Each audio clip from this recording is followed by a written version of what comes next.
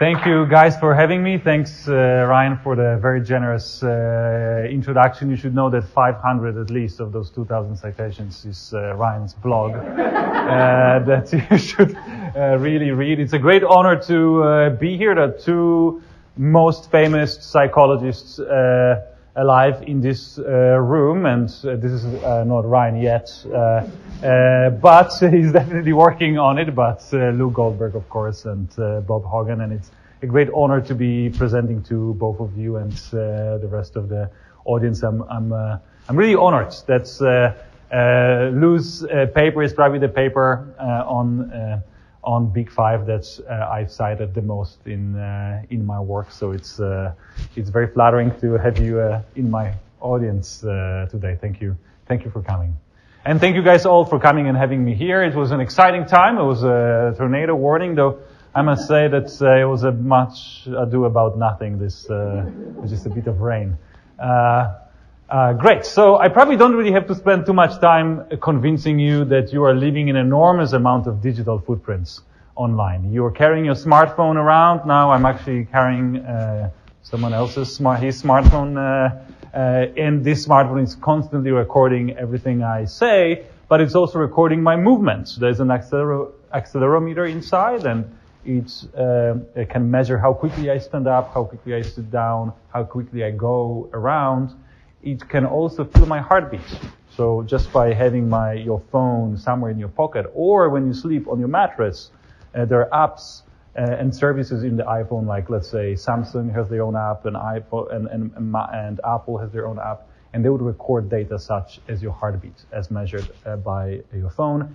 Samples of your voice would also be taken and analyzed, and you can test it by saying, "Okay, Google." And now I bet that some of your phones just started vibrating.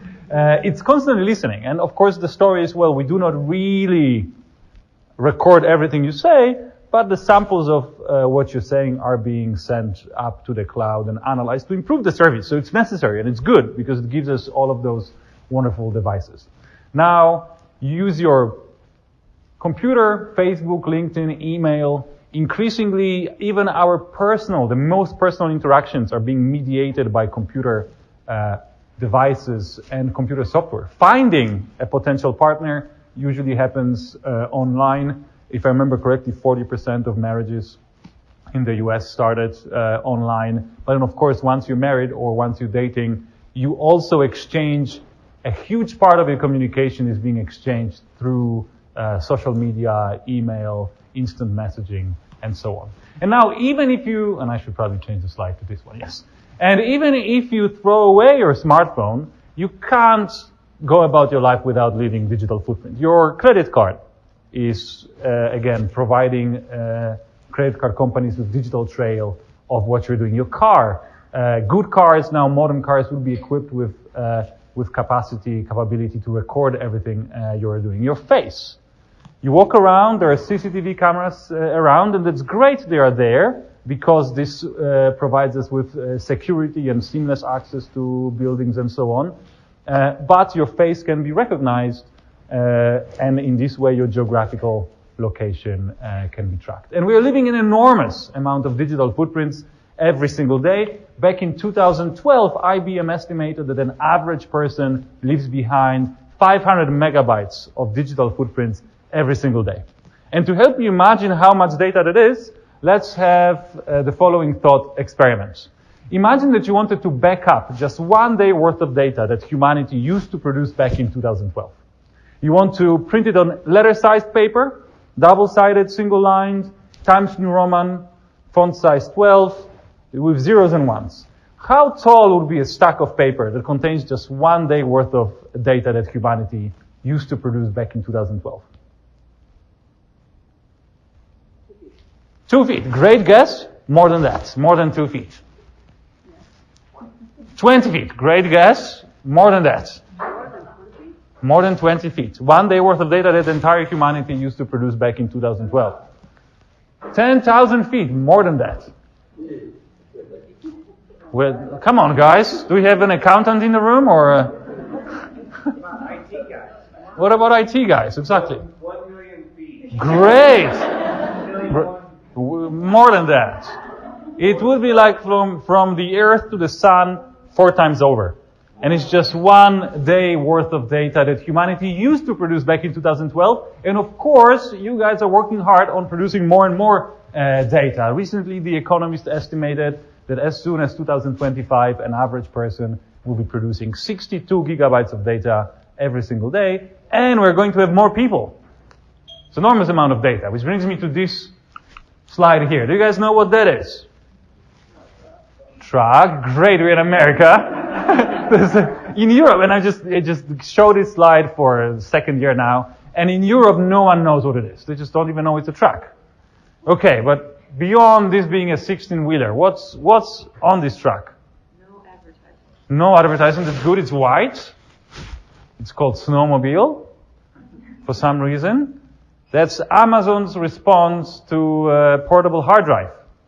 It takes 10 days to load this bad boy with data, and if Hogan wanted to join Amazon Cloud, this is what they would send to your headquarters to upload your data to their servers. Now the question is, why would they use a truck to move data around? Safer, faster, great. 2 correct responses. First of all, our capability to produce data is growing much faster than our ability to move it over distances. Internet essentially is not keeping up. The speed of a connection is not keeping up with the amounts of data we're producing. So it's faster, but it's also safer. And this is because the data you're producing, you're generating at Hogan's, is extremely valuable. And I'm sure that I'm preaching to the choir here. You guys know that. Many would argue, and it's not just me, that data is the new oil. That this is the new most valuable asset that we have out there. And this is why the first recommendation I would give you guys, record everything. Even if you don't see any application for it, as long as your legal department is okay with that. Just please record it. Because sooner or later, maybe in 5 years, maybe in 12 months, you will notice that you were sitting on the gold mine that you were just letting go. And an increasing array of companies are being set up specifically to either generate or mine big data. And examples such as Google or Facebook come to mind. Those are obvious examples. They're kind of built around the idea of generating data. But increasingly, traditional businesses, traditional industries are pivoting towards data generation or data harvesting. Now, to give you an example, who here has a credit card? Hands up.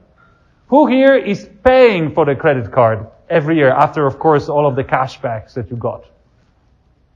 Seriously, guys, you need to do some more research because credit card companies will gladly pay you up to 2% every year of what you're spending. Now, this is because credit card companies started by offering financial services. This piece of plastic was a product they were selling. Nowadays, they pivoted. They changed their business into data generation. Now, guys, if you're not paying for something, guess what? You are the product. You are the product of credit card companies, and the data that you are generating while using those cards is being sold immediately, instantly, to companies such as Google, Facebook, Cambridge Analytica, and a broad range of other institutions. The moment you purchase something, the moment you purchase the bouquet of flowers, a second later or less, there'll be a range of marketing companies that know that now you're visiting this neighborhood, you're single, you bought a bouquet of flowers, maybe you need some wine as well, or some dating advice on your phone. Great. Okay, so many of us are psychologists in this room. I'm a psychologist myself. So I'm using this extremely valuable big data that you guys are generating to try to see what we can learn about human beings. And we are, in a way, in a very similar business. Actually, I started as a psychometrician. My first thesis was about item response theory and computerized adaptive testing. And then I had this epiphany one day, and, to you guys will be obvious, but it took me some time to figure that out, that instead of asking people, okay, how often, do you hang out with friends, or is your desk, are you keeping your desk in perfect order? Or do you like poetry, or do you like going out? Instead of asking these questions, we can just look at people's digital footprints and see whether we can predict traditional psychological constructs such as Big Five personality, happiness, IQ, and demographic traits such as age, gender, or sexual orientation, or political views from those digital footprints that you're leaving behind. And one of my first research projects looked at Facebook likes. And Facebook likes are great for research because at that time they were completely publicly available.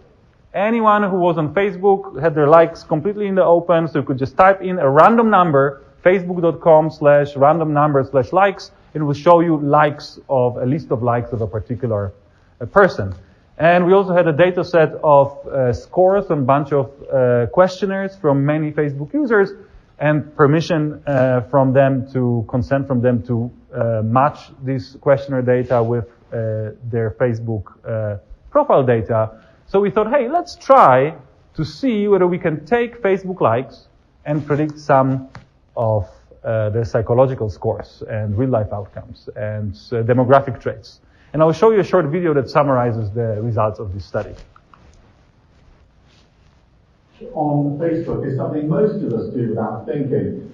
The University of Cambridge over in London actually did a study of what people like on Facebook to try to determine facts about them that they wouldn't otherwise know. So they didn't just look at the products, the movies, the bands that people like. They also looked at the status updates that people like, the photos that people like.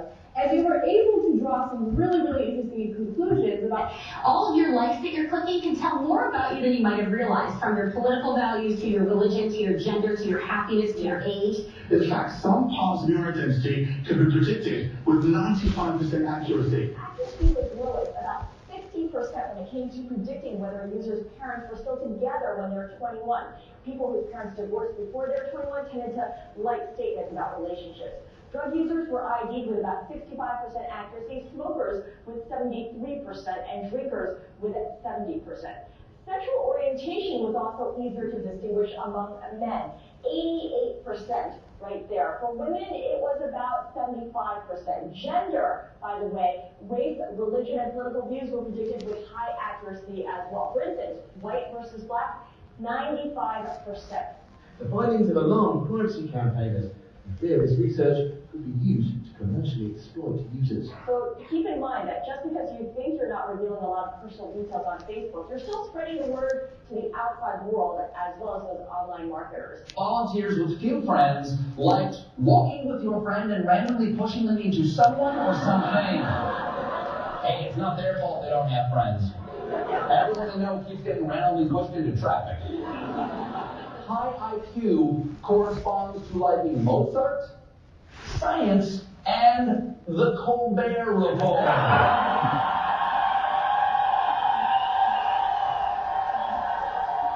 Research indicated people who like Harley-Davidson motorbikes are generally of low IQ. We thought we'd better offer a right to reply. I'd say our average customer is probably more intelligent than most. We typically got a lot of customers who are people from Cambridge University for a start. A like on Facebook can reveal if you're a gay man. Yeah, especially if what you choose to like is penises.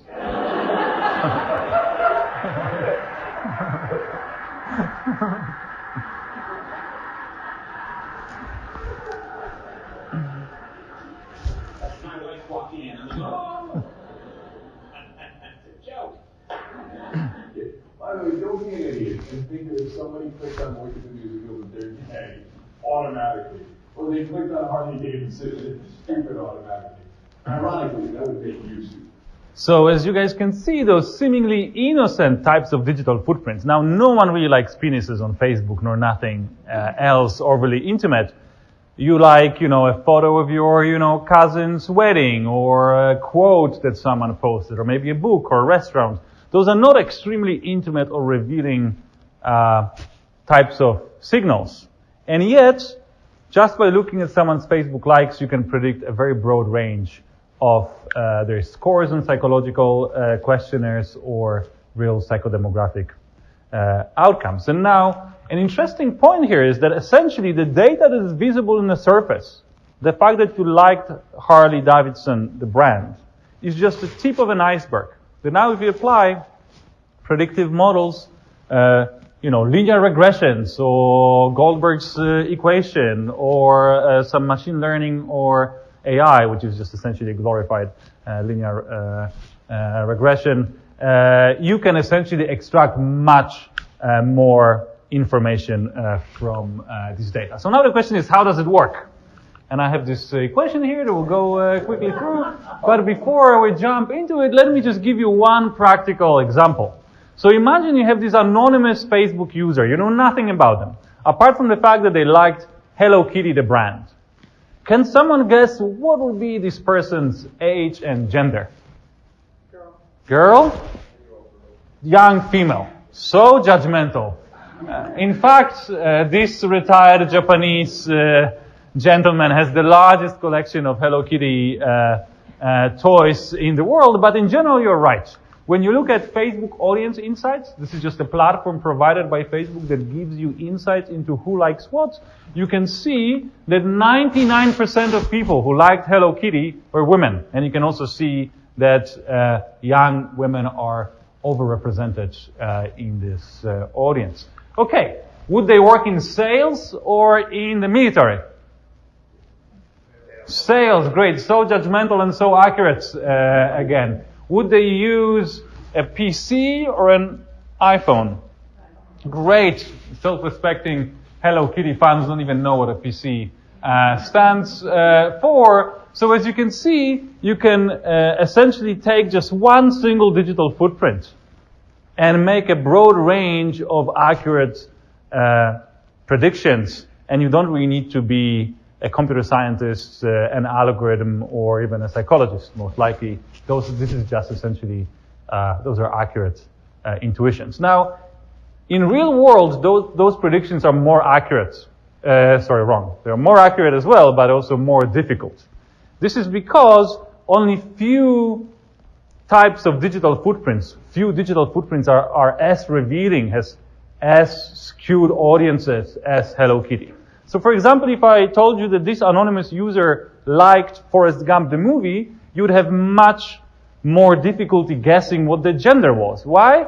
Because everyone likes Forrest Gump. It's just an amazing movie.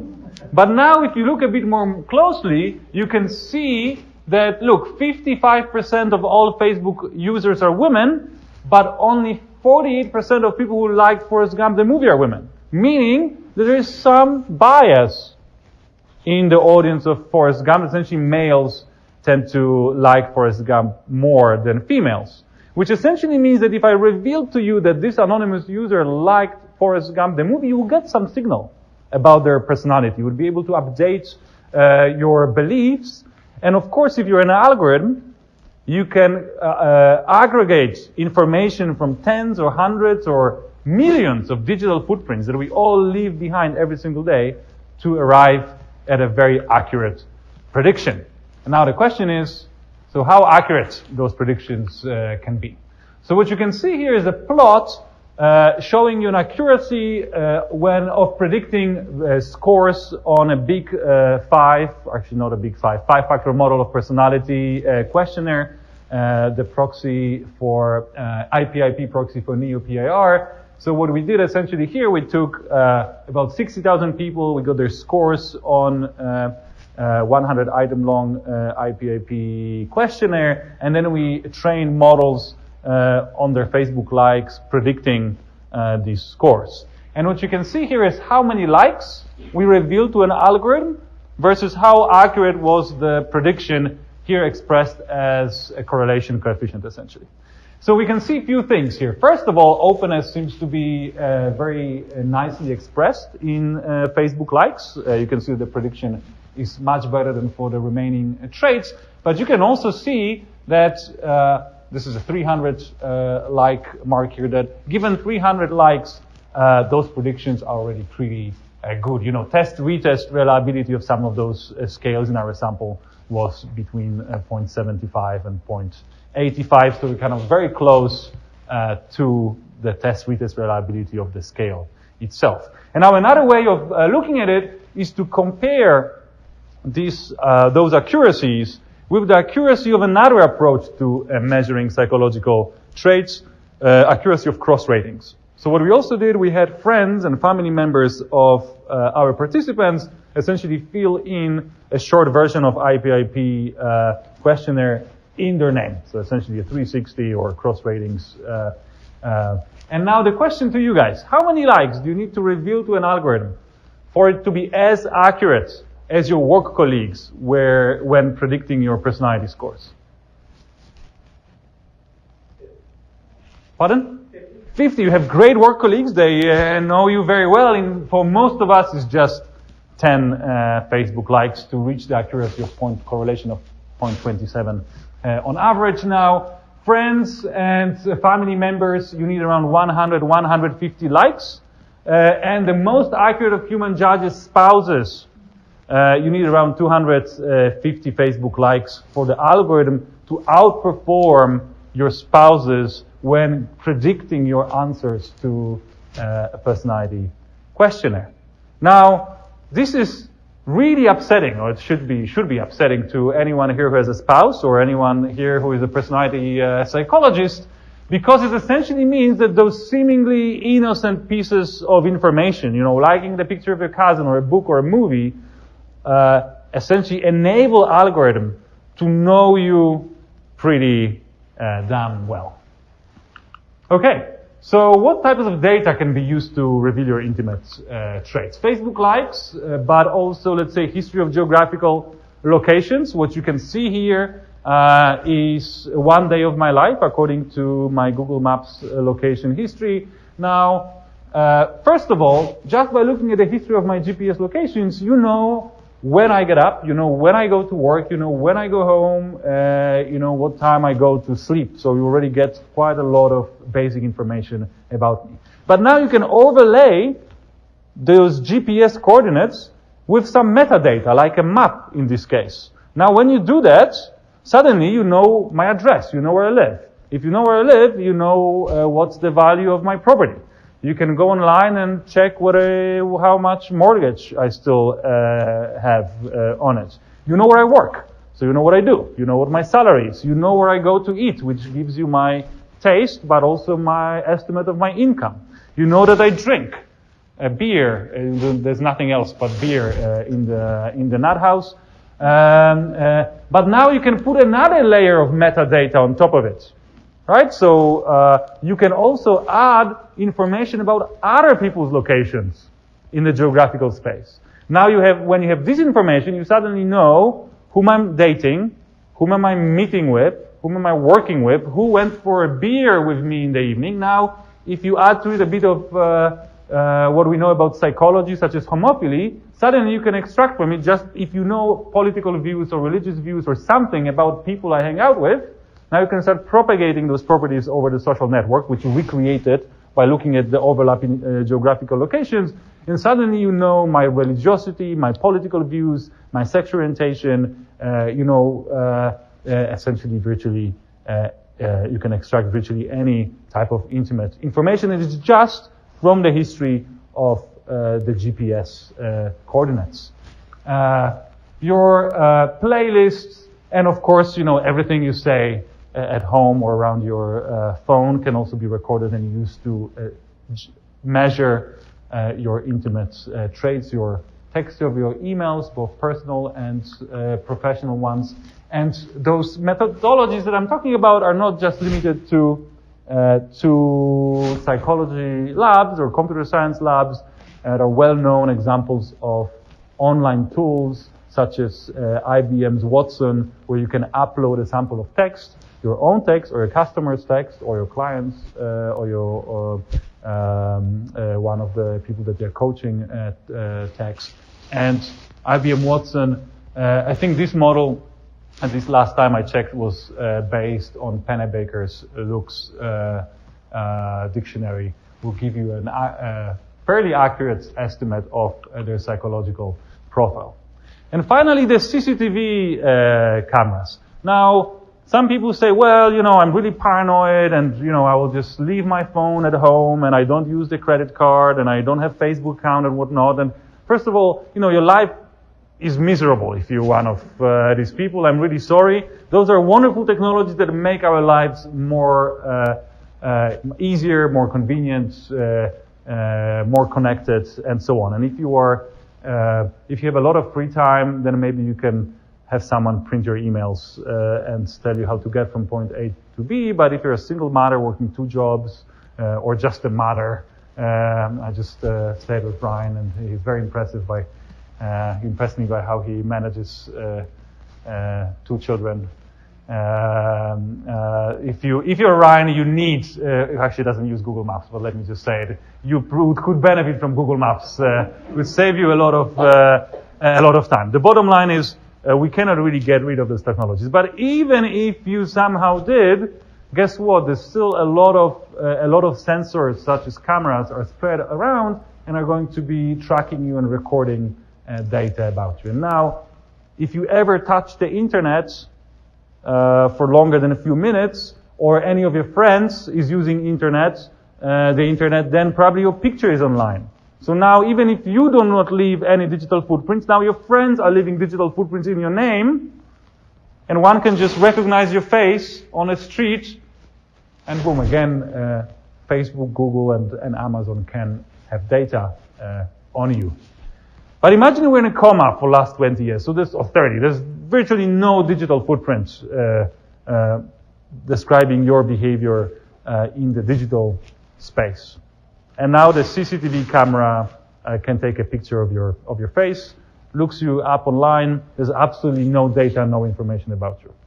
It turns out, this is the most recent field that I'm interested in exploring. It turns out that just by looking at your face, a computer algorithm can tell an awful lot about you. And when I say that, especially in social sciences circles, people completely lose their mind. It's like, how can you claim that we can just look at someone's face and make any accurate predictions about their character? That sounds like some kind of 19th century pseudoscience. Apart from the fact that we constantly do it ourselves. Gender is an intimate psychodemographic trait, yet we can extremely easily judge it from other people's faces. Emotion is an intimate psychological state, yet no one has any trouble judging emotion from people's faces, even if they want to hide their emotion. Genes are pretty personal, and yet we can judge genetic similarity just by looking at people's faces. The same relates to genetic disorders, developmental disorders that both doctors and computer algorithms can judge from people's faces. Political views. Which of these guys voted for Trump? Right? So essentially, what the bottom line is, you can tell a lot about a character and traits of an individual just by looking at their face.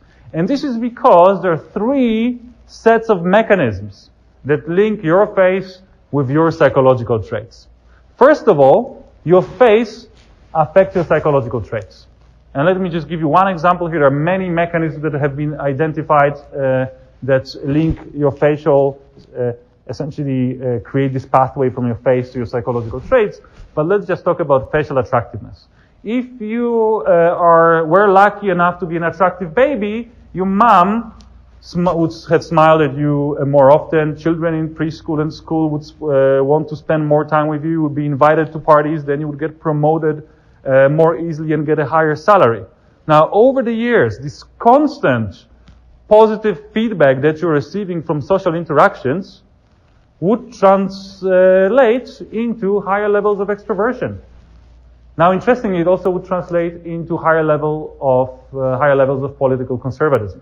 It seems the theory that is used to explain this link has it that if things come so easily to you, of course you wouldn't, attribute it to your face. You just attribute it to your hard work and talent, and then you just don't believe that you own anything to those lazy losers that didn't manage to get your salary and your promotion. Now, but it also works the other way around. Your psychological traits affect your face. Just the simplest thing. If you smile a lot, you will develop smile lines. And over a long period of time, this would leave permanent marks on your face. If you're an outdoorsy type of a person, your complexion will look different, both in short-term and long-term, compared with if you are not. Now, finally, there's a very broad range of factors that affect both your facial features and your psychological traits. Testosterone will affect your social dominance, but it will also affect your hairline and the density of the facial hair and the health of the skin and the distribution of collagen under your skin and so on. It's just one of the factors that is potentially explaining the links between your facial features and psychological traits.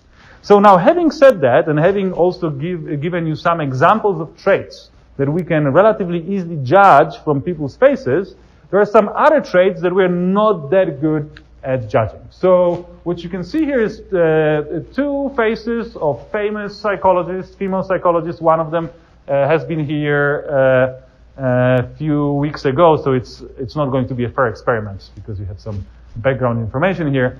So this is Sandra Matz and Sandrine Müller. One of them is an extrovert and the other one is an introvert.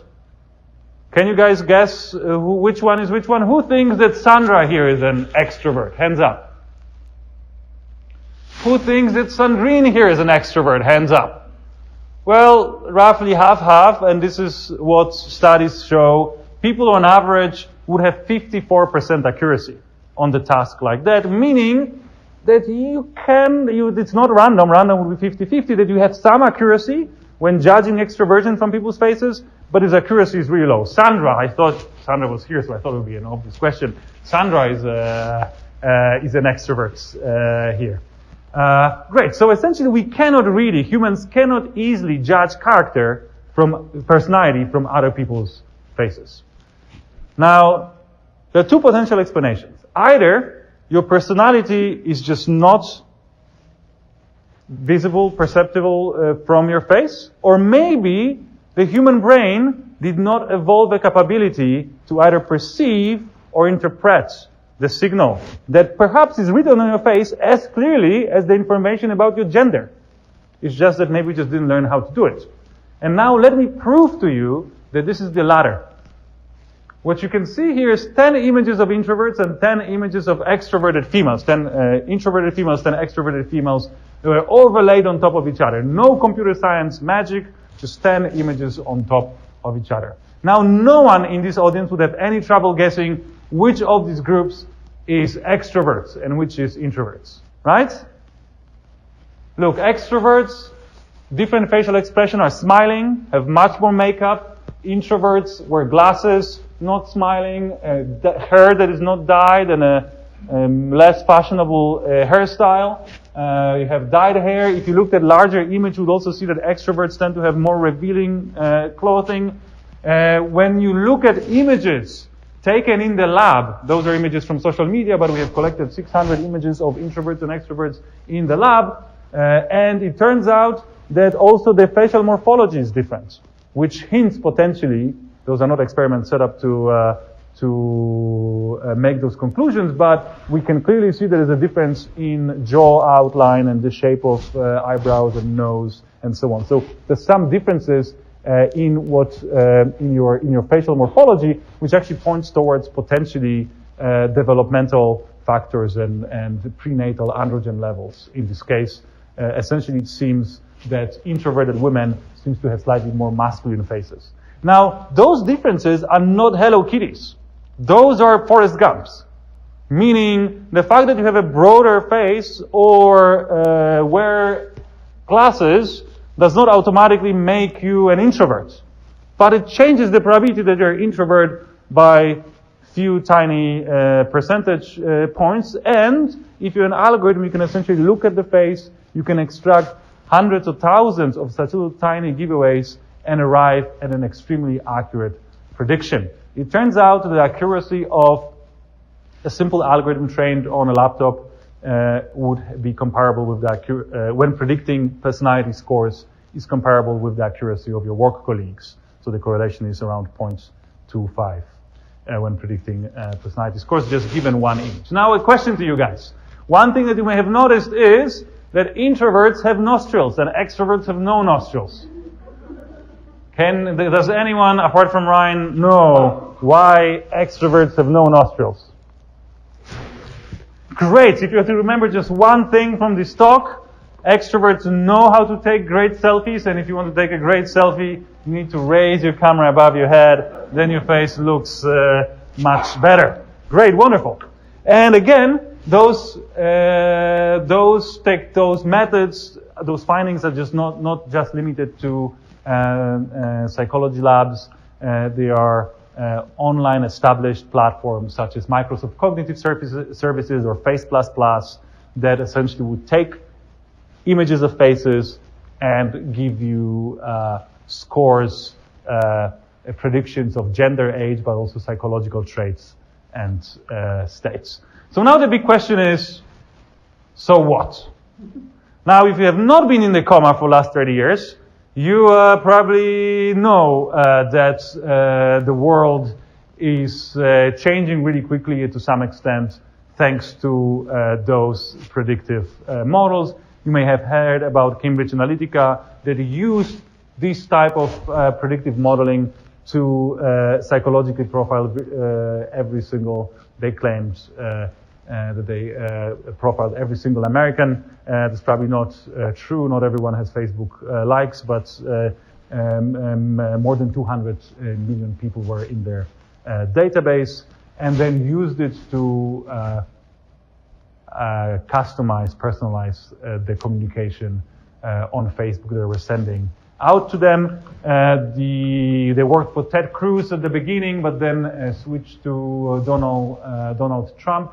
The scandal was big enough to drag Mark all the way from the West Coast to the East Coast, where he was asked by the senators, how is that possible that you can predict stuff from Facebook likes? And Mark was absolutely surprised. He said, this is very strange. I just wouldn't expect that you can predict anything really from those digital footprints that people leave online while using Facebook, which is a bit strange because this is essentially the idea of newsfeeds. This is why you get customized and personalized stories, because your digital footprints are being analyzed, your profile is being created. They probably don't, call it Big Five, but whatever, behavioral dimensions, and then they use those dimensions to predict what content you would like the most or what ads you're most likely to view or click on. And in fact, back in 2012, as you can see here, so, around the time that Cambridge Analytica boys were born,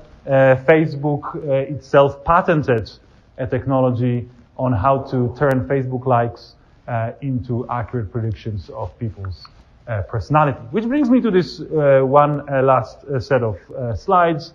As we are generating a growing amount of digital footprints every single day, and the algorithms are getting better at turning those digital footprints into accurate predictions of our intimate psychological traits and future behavior, we are quickly moving towards the post-privacy era. And I would argue that even today, a motivated third party can essentially reveal virtually any of your intimate traits with a little tiny bit of effort and maybe, a little tiny bit of money. And when I say that, people say, well, this is really scary. We really need to work hard to have a good regulation that will give us control of our data, that will make sure that Cambridge Analyticas of this world cannot really, get access to our intimate traits, which essentially is a fairy tale. Even the governments cannot control their data. What makes you think that you will have enough knowledge, time, assets, and luck to be able to somehow manage your digital footprints and control your digital footprints successfully? Not to mention that if you somehow magically got control of your data and just essentially started barring internet platforms and companies from using it, what would happen is that a lot of many of the technological wonders that make our world better and smoother and more efficient and safer would stop working. Google Maps is one of the most eco-friendly and family-friendly technologies and migrant-friendly technologies. It saves us a lot of fuel, it saves us a lot of time, it helps us to navigate in places that we are new to. It also underlies many other technologies such as Uber network and so on. If we stop sharing our data with Google Maps, this technology stops working. And if you're given a choice, well, the rational choice is not to share your data. To which there are two potential responses. Well, maybe Google then can pay you for your data, which is silly because first of all, they already pay you for your data by providing you with those useful and convenient services. And second of all, if you know anything about markets, if Google would start paying people for the data, people would put the Fitbits and phone on the dogs and have them run around, essentially and kids in the computer science department would start creating virtual people, essentially bots, to generate fake data, which would just drive the price of data down, because as the quality of the produce on the market decreases, then the price on average decreases, which means that now the price is lower, you have to generate even more bots to get your money back, which essentially would create conditions for market collapse. Not to mention that even if you were able to pull it off and essentially somehow create a situation in which people would be genuinely being paid for the data, or you could pay to maintain your privacy, this just creates another class system of those poor schmucks that just cannot afford to keep their data private, and all of those privileged, wealthy people that essentially can pay for their privacy. And I just also don't think this is fair. To which people may say, well, who cares? I'm willing to give up Google Maps to maintain my privacy. And this is not a silly statement, because privacy is also a huge value that we should strive to protect. Now, the problem is that essentially the price to pay is extremely high, and including in lights. Google Maps is also used by emergency services, and if you kill this technology, there is some number of people where ambulance will not arrive on time. Maybe it's a price worth paying. I'm not saying it's not. I'm just saying that one has to really think hard about it. And finally, even if you're somehow given control over your data, which I don't think is possible, you're still going to be, Homo sapiens like the rest of us, narcissistic Homo sapiens, and you're going to be sharing enough information on Twitter, Facebook, through messages that you send to others that would be sufficient for even a mediocre algorithm to predict your intimate traits. To which you may say, well, who cares? Well, we're just not going to have any privacy anymore. We just have some Cambridge Analytica, some creepy marketing. Let's just move on and not worry about it. Well, not so quickly. You have to remember that losing our privacy is much more critical or dramatic of a change than just some creepy marketing online. What you can see here is two composite faces. Those faces were composed as an average based on 100 males. And those males we controlled for age, we controlled for location, but they differ on one important psychodemographic trait. Can you guys guess what psychodemographic trait that is?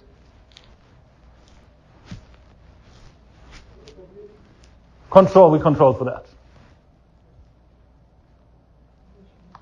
This is sexual orientation. What you can see here is 100 gay and 100 straight men. And again, you may not know what a trait is, but you'll see there's a clear difference between those faces. By the way, if you just take 100 random men, the faces look exactly the same. You just never see any difference between those composite faces. So there's a dramatic difference between those two images. Again, on the individual level, people cannot distinguish between gay men and straight men with an accuracy higher than, if I remember correctly, 56%. So it's just slightly better than extroversion, not really that much. A computer algorithm can do it with an accuracy of over 80%, and if you give a computer algorithm 5 facial images, the accuracy goes to 92%,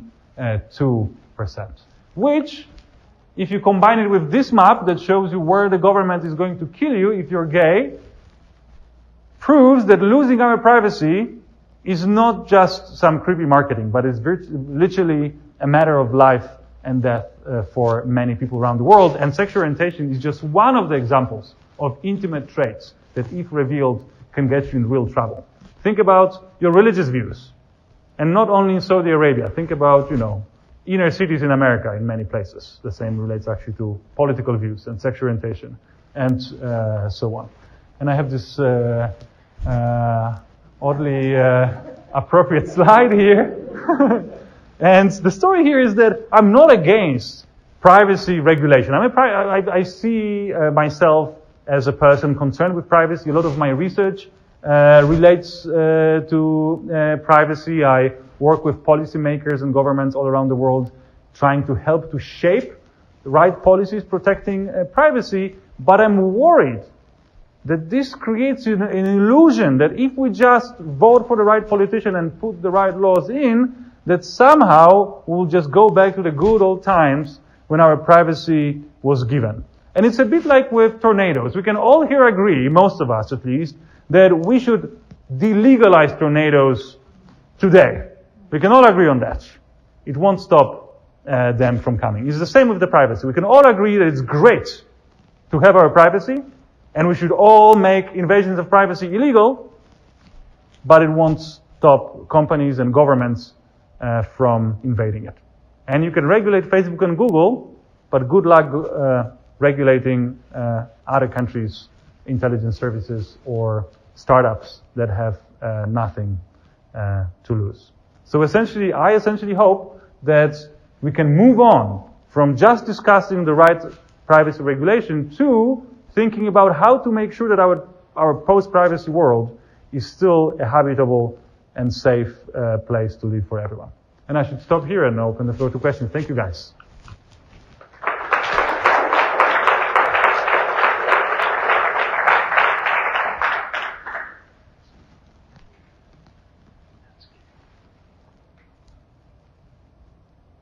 Question, comment?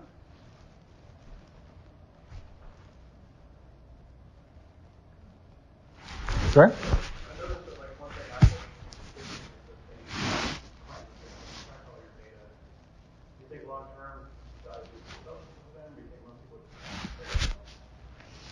I think, first of all, people care much less than we think. There was this study, I forgot the details, but essentially people were offered to pay and in return receive like a year-long subscription to social media without any tracking of the data or and so on. And the price point where people were actually willing to do it was 60 cents. Now, I forgot how much the customer is valued by Facebook, but I think it's about $50 a year. That's how much money they earn on an average customer. So 60 cents is not going to support development of this platform. So that's the first problem. The second problem is that the platform that records your data is going to be a better platform in the long term than the platform that doesn't. If Netflix knows a lot about me and they know what movies I watched in the past and they know my shoe size and everything else I do online, they're going to be able to not only give me better movie recommendations, but also target marketing in a more useful way, and they're going to be valued more, which essentially means that there are financial incentives and convenience and technological incentives to essentially record and analyze data. And, you can think of you can also see it in a different way, that essentially analyzing and recording and storing your data is amazing for you. It can help us, before it destroys the humanity, it will help us to, make our lives much longer and happier and cure cancer and find, best spouses for people who are looking for one and so on. So there's a huge potential there, and essentially people are not going to give up. They're not going to give up stupid Facebook. So they, of course, are not going to give up much more crucial and life-saving technologies. There's, for instance, the kind of related topic they also have a talk about, which is AI, essentially. And people say, well, we have to make sure that AI is interpretable. We cannot use any models that are not interpretable. You know what model is better than a model that is interpretable? Model that is not interpretable is just going to be more complex, going to have a better predictive accuracy, and you can be an anti-AI fundamentalist, the moment you go to the hospital and the head of the hospital tells you, look, you have cancer, I'm really sorry, but, we have this new procedure, and, you can either have a human, do the surgery, and the chances of survival are 60%, or we can have a computer do the surgery, and the chances of survival are 75%. You know what? We have no idea how the computer does it. Like, there's just some black box, it just counts things and just does it.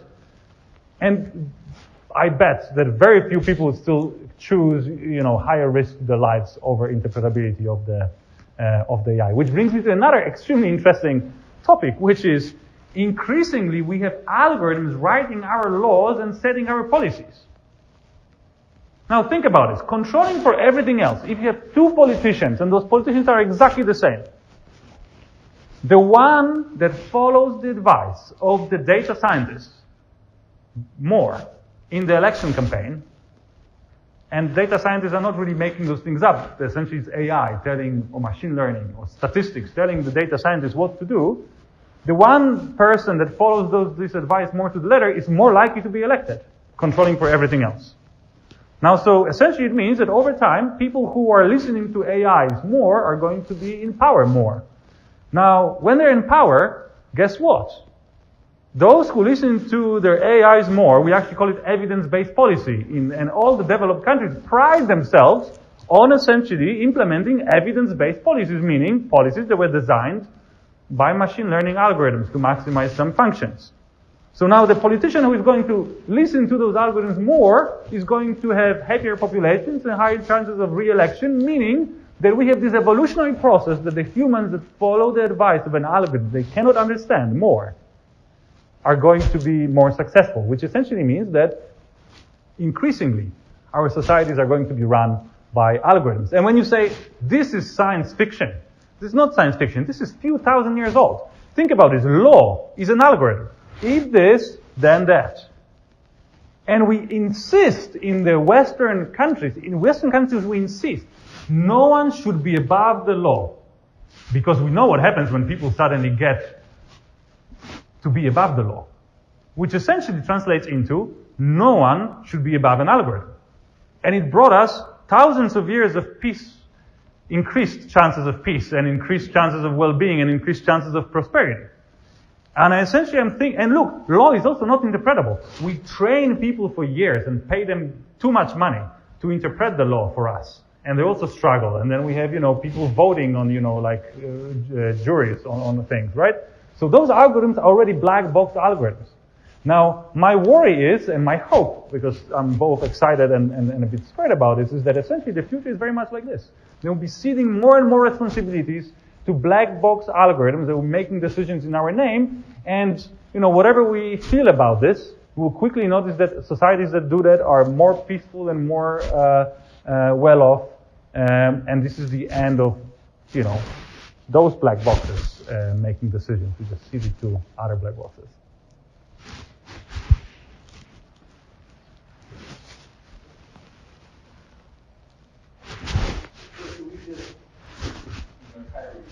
Our digital footprint, or just embrace that that's the way that it is, and just hope the regulations are passed or certain steps are taken in order to make it a little bit safer for us moving forward?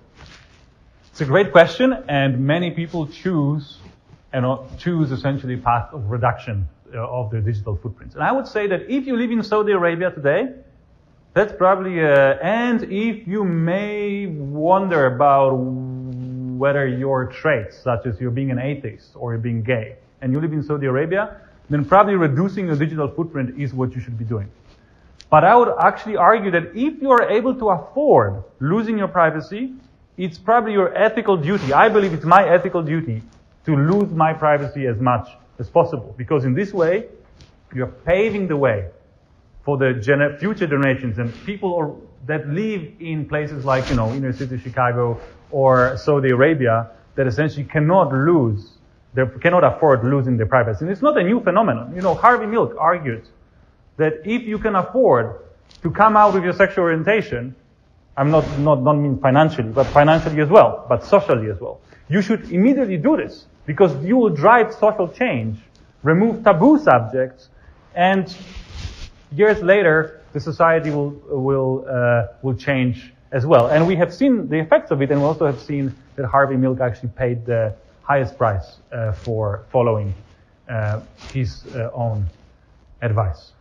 So I would focus, because the problem of losing privacy as well, we kind of used our privacy, and we love our privacy, and it's great. So I like my privacy, and I would love for all of you guys to have privacy as well. But the problem of losing the privacy is not the privacy itself. The problem is that our societies are still organized in such a way as to make it dangerous or inconvenient or unpleasant to lose the privacy of our intimate traits. And we should focus, as we kind of cannot protect privacy anymore. I think we lost this war essentially, this battle. We should now focus on a greater good, which is organizing our societies in such a way as to make sure that even if you don't have privacy of anything, you're still going to be fine. And we have examples of that working in the past. Look, gender. Clearly, there's a lot of sexism around. And yet, we cannot hide our gender. And no one argues, let's somehow organize the world in such a way as to let people keep their gender private. Because we just understand how difficult and impractical this would be. And instead, we try to focus on fighting sexism, essentially. And I would hope that as much energy as we put into fighting sexism, and we should put more, we should also put in fighting other pieces of prejudice. This also changes everything in terms of interpersonal, but also international relationships. Today, a politician can tell you, well, we are selling arms and buying oil from Saudi Arabia. Well, they would kill the gays. But guess what? If they're gay, people there, they just don't really need to say they're gay, and everything is going to be fine. So we can still, buy their oil. Well, this is no longer the case. And forget about predictions from faces.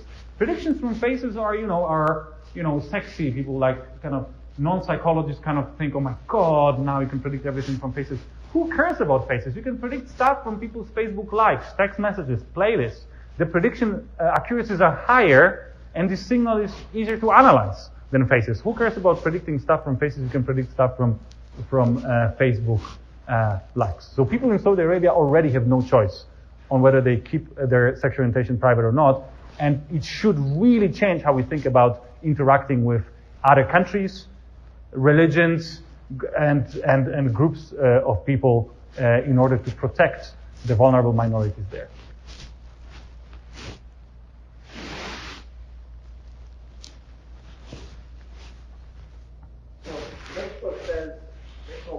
They don't sell my data. Should I believe them? Well, of course not. Facebook's value is essentially your data. If you take your data away from Facebook, Facebook's value goes close to nothing. And Facebook essentially was selling data from the very beginning. Not sure if you guys remember those times. Some of us are old enough to remember the beginning of Facebook, where Facebook newsfeed was full of Mafia Wars, Farmville, and all sorts of apps like this. Facebook has an explicit policy to trade your data for content from those apps. You never paid for those apps. There are some premium options, but most of those apps were free. What Facebook were doing, they were doing the following thing, and I collected my own data for my psychological research in this way. I would post psychological questionnaires on Facebook, people would take them, and in return, they would allow me, the users, allow me to record their Facebook data. And Facebook had an API, and anyone essentially that had an app could record their users' data in return for the content. And this was an explicit deal. There's gazillions of millionaires in the Bay Area that essentially made their money on making a silly app for Facebook, and then getting millions of users use it, getting these users' data, and then selling this data further. So Facebook in this case was not directly selling data, it was just using it to barter for content, right? Because then they kept people engaged. So you get a Farmville in the window and an ad on the side, but Facebook didn't have to pay for the development of Farmville. Now, they do it still today. And let me just give you one example of how it works. So Facebook allows companies and governments and other institutions to target people with ads. So now and anyone here in this room can go to Facebook and say, I want to show ads to people. And now you can tell Facebook, please show this ad to females that are 40 years old and liberal and got their degree from Harvard and are single and have a house worth over 2 million, have 2 children, and speak Spanish. And you can go on. Facebook allows you to target people based on thousands of variables. And now Facebook says, we never reveal any of your data to an advertiser. Apart from the fact that if someone now clicks on this ad and comes to your website, you know that they have met all of those conditions, so you know exactly who they are, right? And a normal approach to targeting on Facebook is essentially that you create thousands, if not tens of thousands, of those little tiny bins.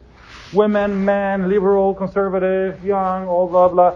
And then have separate links. Those links will lead to the same website, same online store. But the link is separate. So now when you click on an ad on Facebook and go to some page to buy whatever, cosmetics, Facebook, by the fact of clicking, you convey the data, take your data from Facebook and give it to this company. And of course, Facebook charges companies for targeting, and the more detailed you're targeting, the more money they will charge the company for doing that, because the more of your data, the more data they are transferring to them.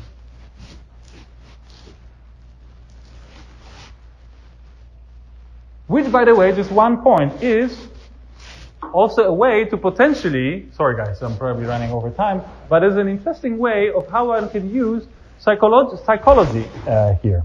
So let me give you one example. Traditional recruitment works in the following way. We put an ad, like in medieval times, on the side of our mill that we're looking for some, help, and then people come and they take some psychometric tests or interviews and so on, right? So you invite everyone to the interview, maybe you filter them on the skills a bit, and then you give them personality questionnaires, and then you filter them even more.